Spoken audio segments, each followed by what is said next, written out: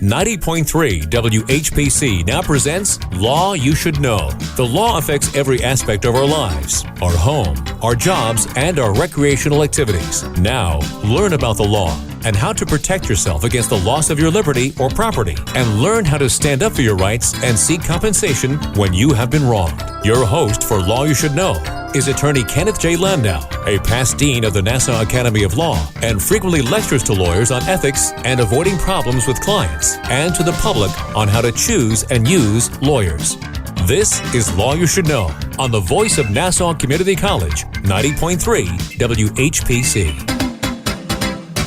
Hi, this is attorney Ken Landau, and welcome to Law You Should Know. Today we'll be talking about the 12 power habits of effective lawyers. This also applies to students, other business people, and everyone out there.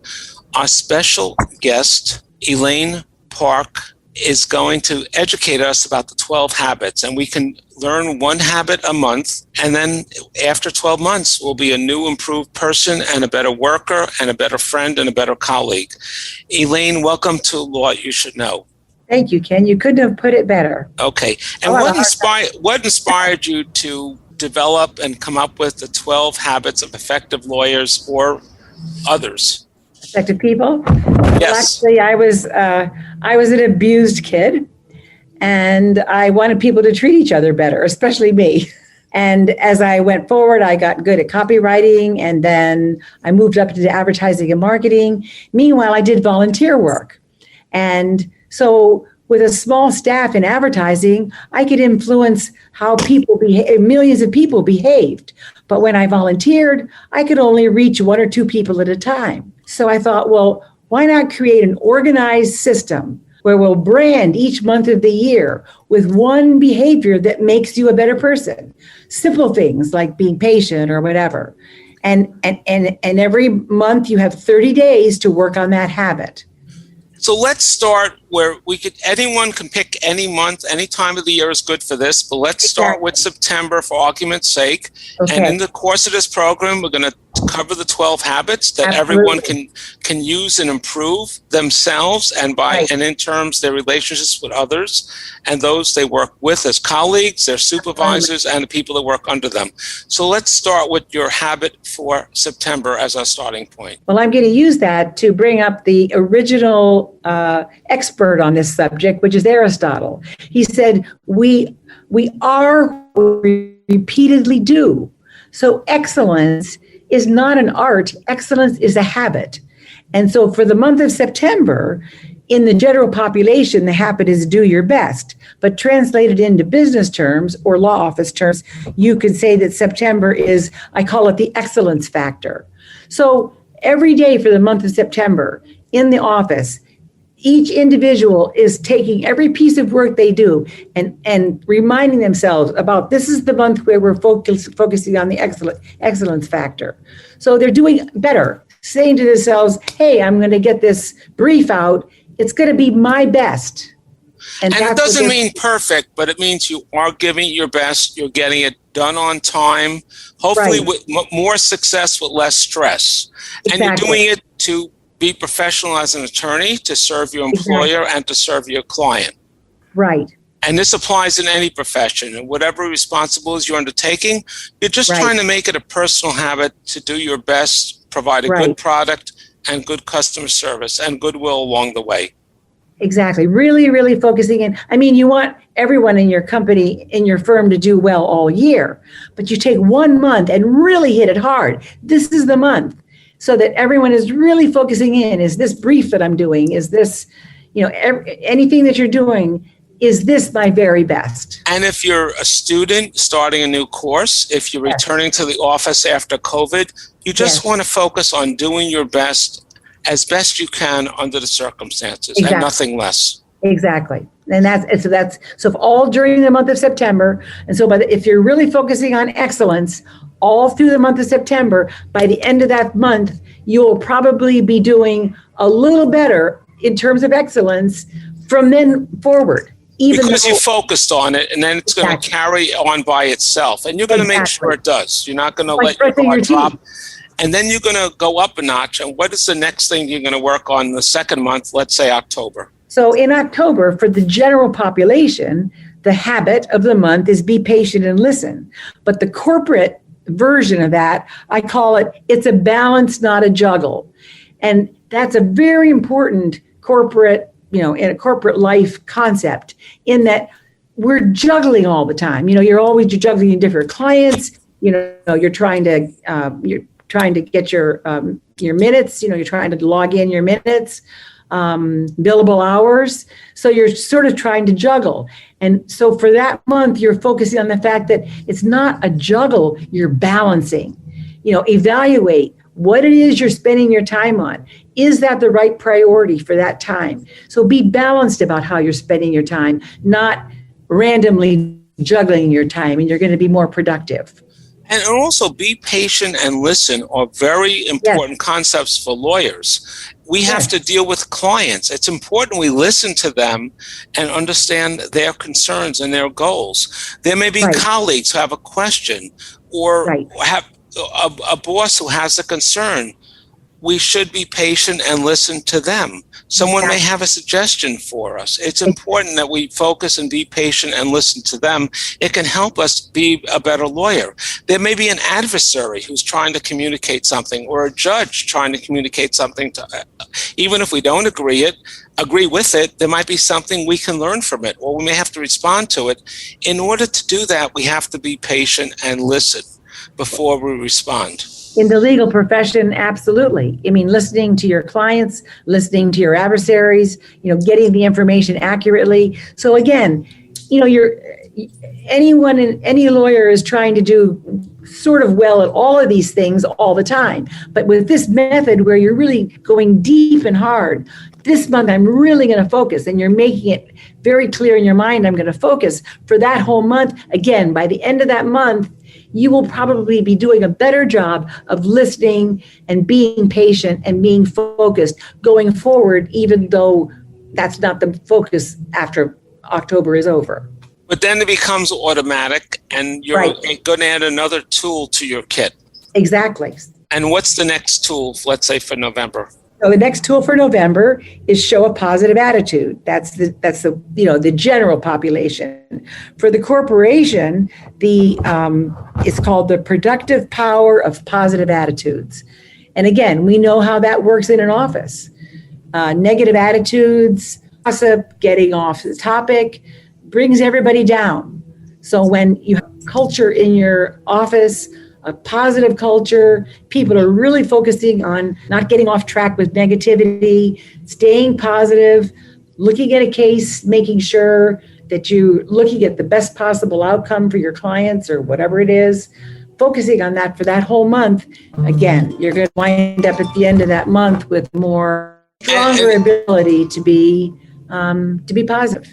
And if something is weighing you down, if something's burdening you, you want to try to clear the air so that you can focus on your communications and clear your attitude and work harder and embrace that positive attitude. Exactly. So you do it for the whole month of November. That's 30 days. That's the main thing you're focusing on for that whole month.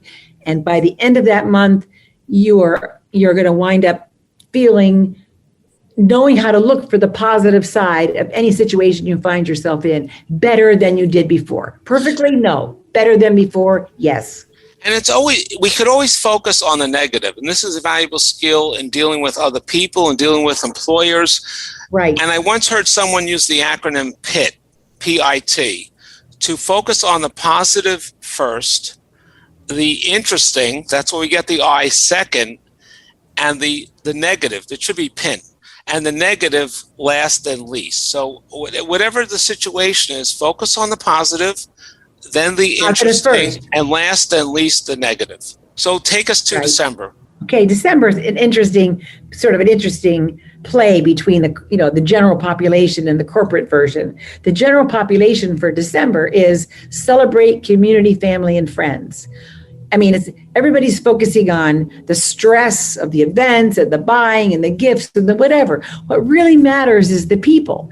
And it's no different in your law firm or in any kind of a corporation. It's the people that really matters. So the business version of celebrate community, family, and friends is work, a glorious adventure or nothing. Meaning, think about your work day. You're going to go into the office, you're going to go into your law firm, and that day you're going to make it a glorious adventure of intermingling with your peers, whatever your job is that day. Think of it as though you're making it a glorious adventure out of that day, and it's going to uplift you and make you better at what you're doing. And I was just going to add a little nuance, maybe make it inclusive of adventure, because now some people may not have networks, they may not have friends, they may have lost family or friends over the past year through COVID or through other events. So maybe it's the time also, with the holidays approaching, to reach out and touch someone and support them and invite them into your world, and so they're not alone out there.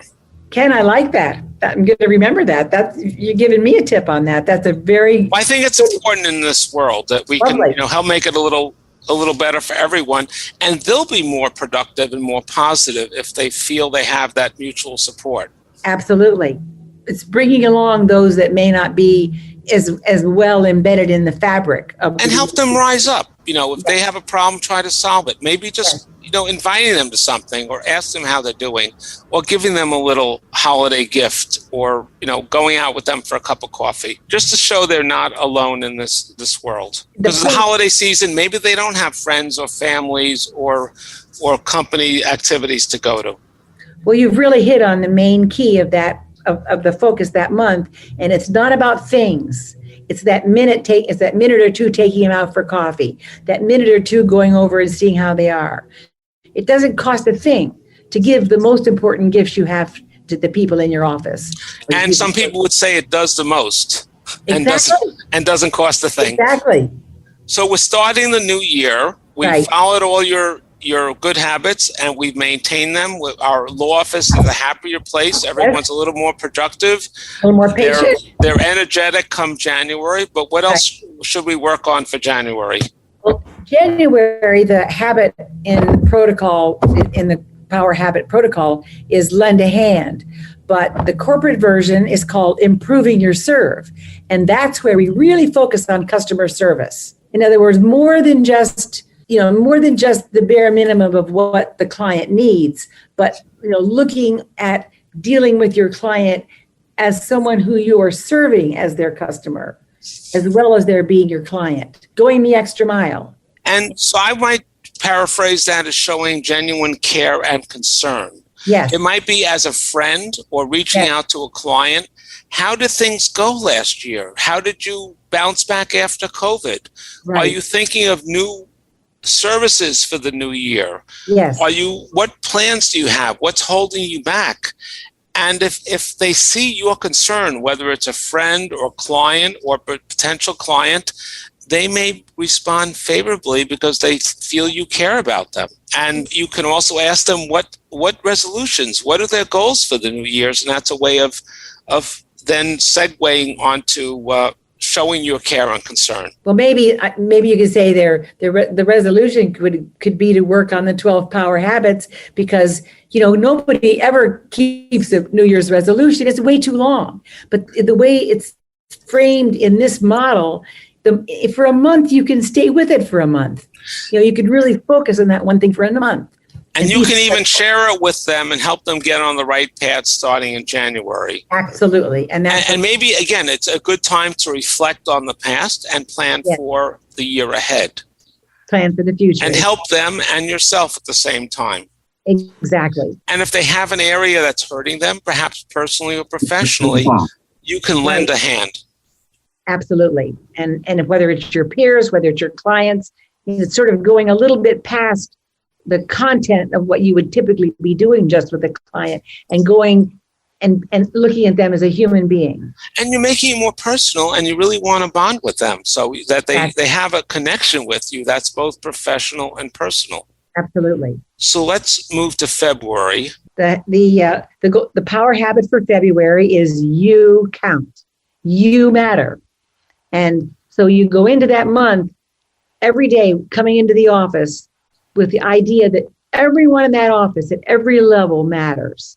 And so the business version of it is achieving mutual respect company-wide. I mean, that's the month to watch the mail boy go, the mail person go by delivering the mail around, the runners that come in with a brief from another office, treating anyone who you come in contact with equally and valuing them as they count. We found out with COVID, that our frontline workers, we didn't realize how important the frontline workers in America are until we got into COVID. And now we know that everyone matters and we need to treat everyone like they matter. And they may not feel valued, so by your words and your deeds, you can show it.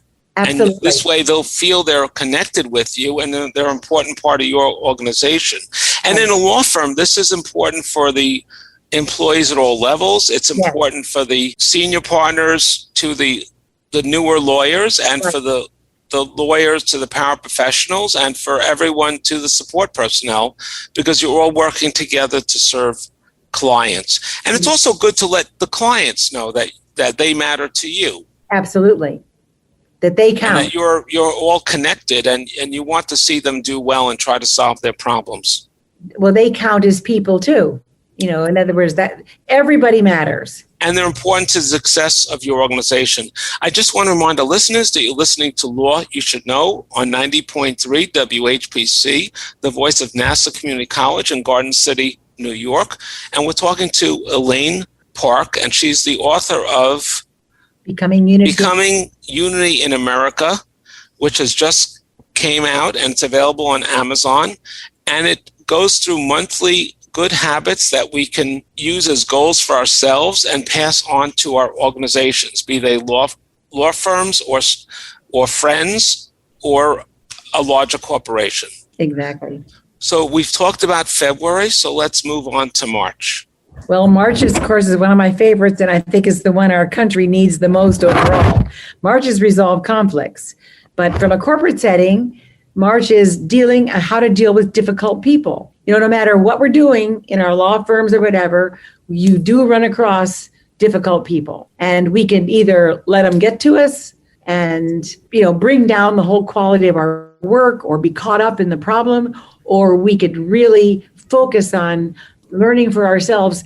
How can I get around this person? How can I not let this person get in the way of my ability to achieve my goals in my job at the office? So if you make it your goal and your focus to resolve conflict, you're more likely to succeed at it. Exactly. And do you have any tips on trying to resolve conflict, especially if it's a long-lasting situation or the people are especially difficult? I say that the real key to resolving conflicts is communication. In other words, you need to be honest enough to bring up an area where you and someone else in the firm, or even you and your client, can get off track and misunderstand each other in some way. And should you bring it up by saying, I've noticed this and I just want to discuss it or clarify that, or how can we make things go a little smoother? How would you put it? Well, there's a concept called active listening, which means where you say back to somebody, I think I heard you say that you think that the 12 habits is a really good way to uplift and make a corporate client better. And then the other person can say, well, that's not, so you use active listening. You tell them what you think you understand about them, or what you think they're thinking. And then that gives them a chance. You're not assuming. You're opening the door to them to speak, and then you can clarify what they're saying. You want to give them a voice, allow them to be heard, and see if you can respond, and maybe you can narrow the differences, or maybe there was a misunderstanding or miscommunication.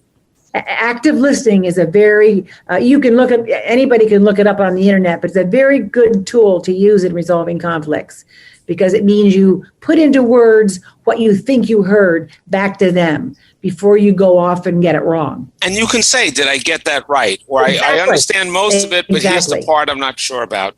Okay, so let's move on to April. Okay. April is take care of our environment, which in the larger picture of scheme of things is talking about, the climate around the world or around the country. But there's a corporate climate too. And of course, being cognizant of the corporate climate physically does matter. Keeping up the lunchroom, just that aspect in a company alone, being careful about. So it's like the physical arrangements of the company. Right. Could you also call it the culture? Exactly. The culture of the office? It's the culture, and so it's also the climate. Yes, the corporate culture is the climate. So now we've come through. So now we've made ourselves more positive. We've already been through being more patient. We've already been through excellence. So we've really brought the culture to a higher level, and that's. But it could be, how can we arrange the office? How can we change your setup? What would you like to see? Absolutely. That makes ask it more for efficient. ideas, or find out things they don't like, and maybe you can change something for the better. When we go back to the office after COVID, people are going to want to change the physical arrangements, the physical routines, how business was done. Exactly. Everything in the office, it's going to be a whole new world. So bringing the whole group together, having a staff meeting, is the arrangement, is the way the office is laid out right now. Does anybody have any ideas of how we could work it out better? Okay, let's move on to May. Okay. May is the month to be grateful. And the corporate version is winning with a gratitude attitude. You just can't make that habit go that habit goes farther than almost any other habit. If you treat your clients, your coworkers, everyone you deal with, as though you're grateful. Say thank you for every little thing. They hand you a pencil, say thank you. Show and gratitude doesn't even cost anything. And that little gesture will go so far. And if you're the client and you feel your lawyer, your accountant, your whoever is doing a great job, perhaps let them know that you appreciate it. Corporately, I haven't done that many since, but 1 year I wrote 73 thank you notes. Thank you notes for a report that someone helped me with 2 months ago. Okay, at the office, somebody helped me with the report. So it got to be May, and I collected all these nice things that people had done for me over the prior months, and I wrote thank you notes, physical thank you notes to all of them. And gratitude is a good attitude. It doesn't cost anything, and it brings out the best in most of us. And in this fast-paced, high-tech world, it's so novel to get a little note of gratitude. Exactly. And so May is the month to really go out of your way, making sure that you are showing gratitude for every person around. Let's move on to June. June is my favorite. It's uplift yourself. The color, each month has a color. I forgot to tell you that. So that in the corporate setting, June is intelligent risk taking. Meaning you're always weighing, especially in a legal setting, your options as to how to handle any legal case. You're always weighing, the safe way out, settle, of course. But intelligent risk taking is a really good thing to focus in on. But be a risk taker, but think it through. Do lists of pros and cons. Be really thoughtful about the risk-taking you're doing and how you're handling your cases. And maybe you can take a little risk in your corporate culture, in your dealings with coworkers, in your personal dealings, that it's a time to expand your horizons as things are nice outside. Take advantage of it. Exactly. That's exactly what it is. So I call it intelligent risk-taking. You've got to take those risks in order to win those cases sometimes, but you want to be thoughtful and intelligent about how you do it. And even to expand your, what you do in the office or your relationships with other people. It's always, maybe that's the time to take the risk. Maybe there's someone that could do your, let's get to August. Okay, go ahead. Okay. So August is know who you are. August is a reflective time period. Often people are taking their vacations in August. So it's know who you are. And maybe there is a way that you can get a self-evaluation. Are you an assertive person? Are you a calculating kind of a person? What kind of a person are you? Take a personality profile. Find out what kind of a person you are. Should you ask friends or coworkers for feedback? Absolutely. I mean, if everyone in the office is focusing on that this month, then it'll kind of be a fun thing to do, a conversation piece, and people are going to learn a lot about themselves. And I guess as you begin to start the year again in September, you can also reflect on corporate cultures, what worked or what did not in the year that has passed, and what you want to try again and reemphasize in the future. Exactly. Although the idea is that September starts excellence again. And of course, as the years go by, you keep getting better. And you're building up. So just tell us your website, if you have information on your website on the 12 habits. The website is a 12 habits for, and it's a 4. 12 habits for allofus.org. We are a nonprofit. Okay, so it's the number 12? No, number 12 habits, number 4 all of us. .org. And just tell us your book again. The book is Becoming Unity in America by practicing. Okay. Go ahead, Elaine. Well, one month and one citizen at a time. Okay. I'd like to thank Elaine Parke for giving us the 12 habits of effective lawyers and others. And you heard the website, the number 12, the word habits, the number 4, allofus.org. These are habits we can all work with.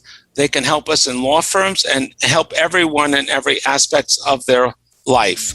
If you missed any part of the program or want to tell someone else about it, a podcast of this show and many other programs of Law You Should Know are available at nccradio.org.